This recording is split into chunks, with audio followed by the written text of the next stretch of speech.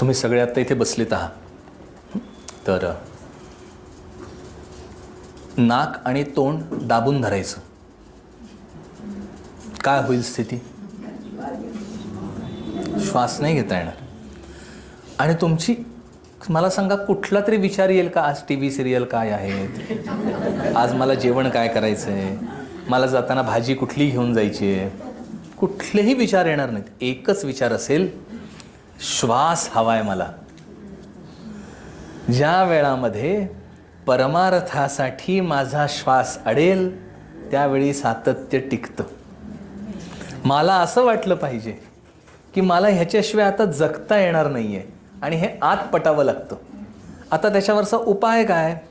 मला आत पटलेलं नाही आहे हे मी स्वीकारणे आणि संत वचनावर विश्वास ठेवणे. मग स्टार्ट नेहमी करताना ना चरित्रातनं सुरू करावं. संतांची चरित्रे वाचावीत प्रामाणिकपणे.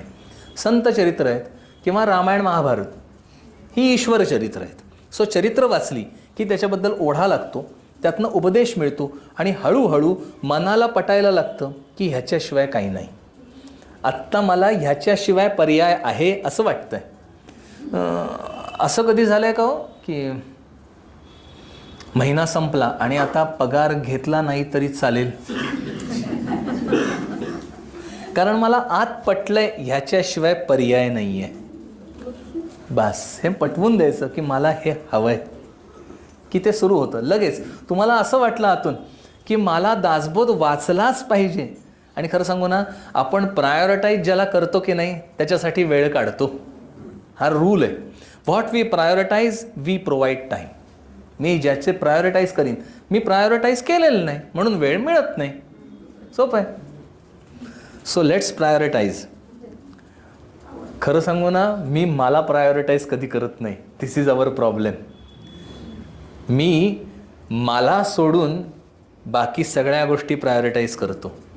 मग किती करावं आपल्याला प्रायोरिटाईज? माझ्या आयुष्यातली 20 मिनटं, 25 मिनटं, 15 मिनटं ही माझीच असली पाहिजेत. Nobody in it.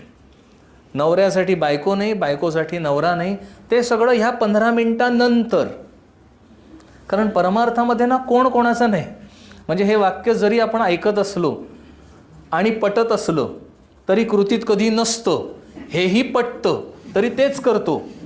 तरी आपल्याला हे मान्य पाहिजे की माझा मी 15 मिनिट्स आणि त्या 15 मिनटामध्ये मी काय करावं? तर माझ्या दृष्टीने मला जे पटलेलं आहे त्यांचं मी वाचन करावं. बेस्ट म्हणजे आता मी सांगेन दासबोध डेफिनेटली, कारण समर्थांचं आहे तर दासबोध. तर दासबोध वाचन करावं. ज्ञानेश्वरी प्रत्येकाने आपापलं घ्यावं. तर ते दासबोध की ते प्रायोरिटाईज होईल. आणि मग प्रायोरिटाईज झालं ना की सातत्य येतं.